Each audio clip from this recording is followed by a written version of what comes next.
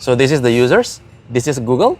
If we as SEO chasing this, so it will always going away from us, Yes. right? So we have to chase this so that Google will catch up with us.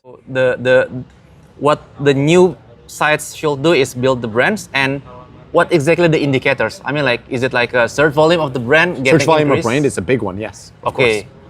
So aside from doing the obvious, the pages creation, the content marketing, so the brand building is done outside of the SEO, right? So like you It mentioned, has to be, yes. It has to be. There's no way to do brand building within SEO. Because SEO is a demand gathering, right? A demand creation. It's not a demand creation. It's a demand attraction. It's a net to catch the demand that exists. But the demand has to exist first. Yep. All right. So let's talk about the individual SEOs for us, the practitioners watching this or reading this article. So a bit back to this approach. Let's say you envision the ideal skill set of somebody, some SEO, having a perfect knowledge and skills of doing this in step 5. And the step 1, they know the old SEO keyword research of content optimization, etc. So what are the progression? The step 2, step 3, step 4 that they need to be mastered, the knowledge, the skill, what are they? The most important thing I look for whenever I hire an SEO is soft skills, the ability to convince, the ability to communicate, the ability to have customer empathy. So if you have customer empathy and understand the user, you can take that understanding of the user and build it into a product-led SEO approach.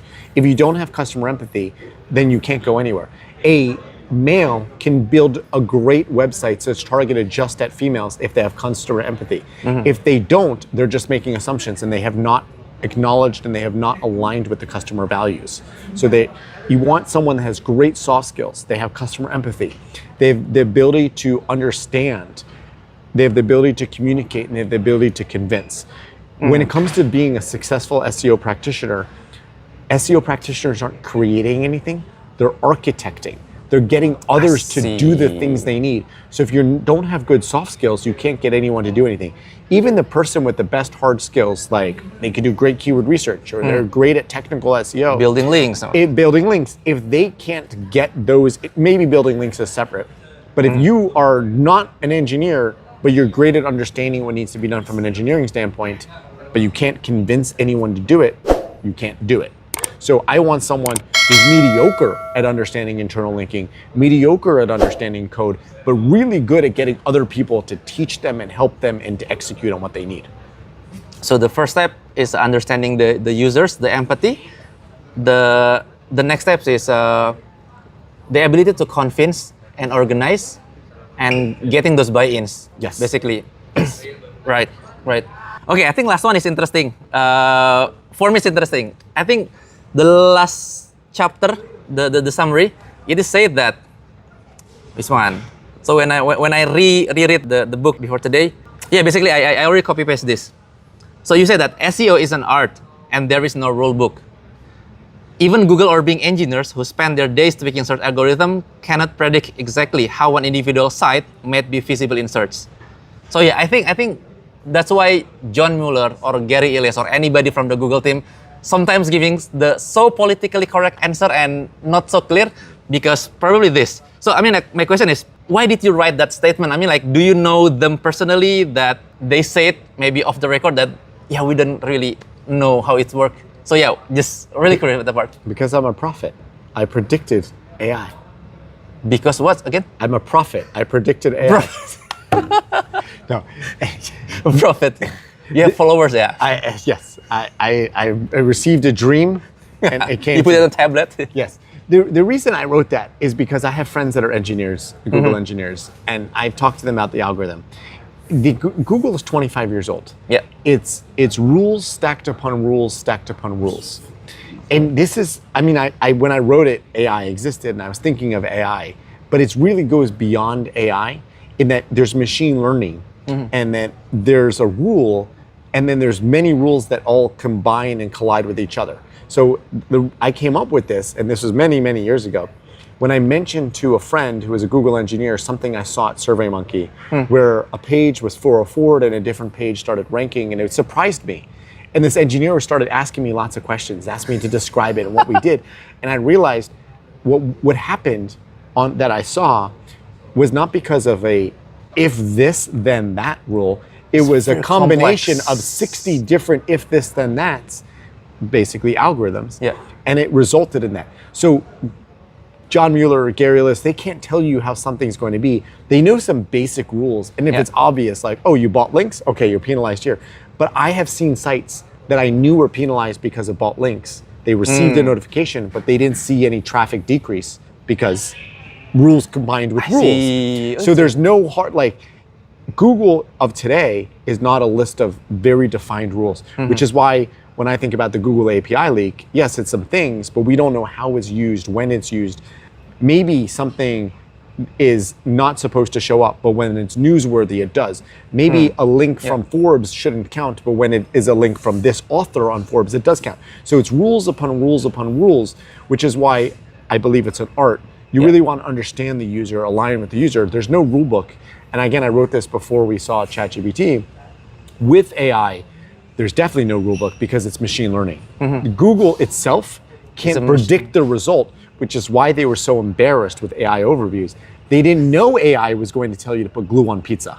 They don't know why it, once they did, they can say, oh, I think it happened because of these specific things. But they didn't know it was going to happen. They look backwards, right? Not look Yes, forward. exactly. So as you're creating SEO for the future, you can't follow an A, B, C, D rule. What you have to say is, I know my user, I identify with my user, I have customer empathy.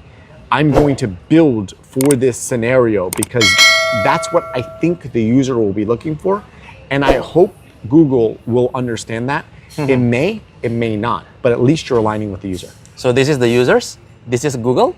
If we as SEO chasing this, so it will always going away from us, Yes. right? So we have to chase this so that Google will catch up with us. Yes. Right? And it's very possible that within not our lifetimes, our very, very near future, Google will be obsolete.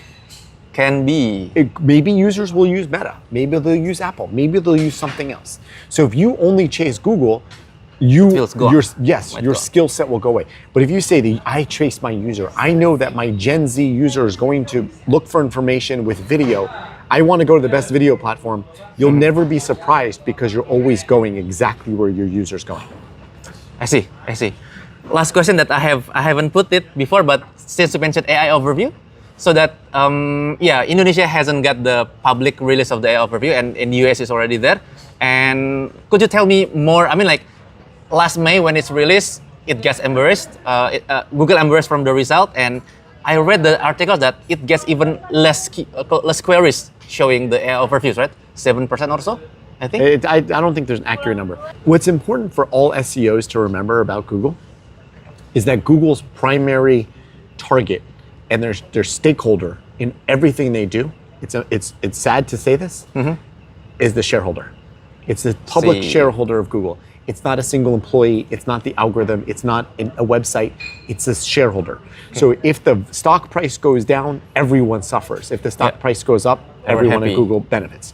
So the reason I think Google does things around AI now is because they want to prove that they're not obsolete, that they are just as cool As a ChatGPT. as ChatGPT, as all these other companies. So Google's doing these things. Now they launched AI overviews. Thank you. Go first. Thank you. Continue. So Google launched AI overviews because they wanted to show that they were with it. They don't actually have to have AI overviews currently showing. So as they got embarrassed, they turned it down. Now, what I would say for all SEOs is be worried about Google turning it up to 100% immediately because they have warned us. They have launched this product. At any point in time, they could say, oh no, we need it to be 100%, and they will make it 100%. No warning required. It's already been warned. It can be. Why not? Because the result may be bad. So when it turned up to 100%, Oh, they can will improve it. They can always improve it. I see. So what's the consequences for us? The consequence is that your search volume will go down. AI overviews takes up the top of the fold, so search volume will go down. So we cannot aiming for traffic anymore, right? You cannot aim for the user. We should aim for the users. Yes. Okay, so we'll see how when Google will release in Indonesia. So we'll see. I think that Google will likely release it in Indonesia very soon. Google will probably not ever release it in Europe because it's too litigious and they could get really? sued. Yes. They will not release ever, you mean, or later? It's too risky for them. They'll get sued. But I think they'll release it in Indonesia. Okay. Expect to see it soon. So last one, you can talk to our audience. So where does people follow you? Like to see your... Subscribe to product-ledseo.com. Follow me on LinkedIn. Follow me on Twitter. Okay. And check out the book. Right. So this is his book. He said that it's almost free on Kindle. 99 cents. 99 cents. US cents. I don't know. And it cannot be purchased from Indonesian Kindle, I think. I don't know. But change to Australia or to US and you can buy using it. VPN, you mean? No, I don't know. Okay, because I tried to search. Hey, I cannot see it on Kindle. Okay. Right. Thank you very much, Eli. Thank you. So yeah, see you soon. Thank you very much. It's fair. Thank you.